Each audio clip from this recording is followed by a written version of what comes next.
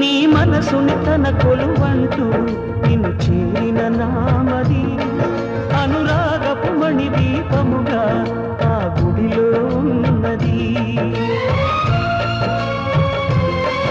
ఏ కలతల సుడిగాలులకి ఆరని వెలుగే అది.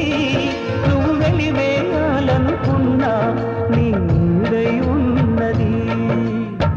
ప్రాణమే ఇలా నిన్ను చేరగా తనువు మాత్రము శిలై ఉన్నది. ఈ శిల చిగురించే చినుకే నీలో దాగున్నది.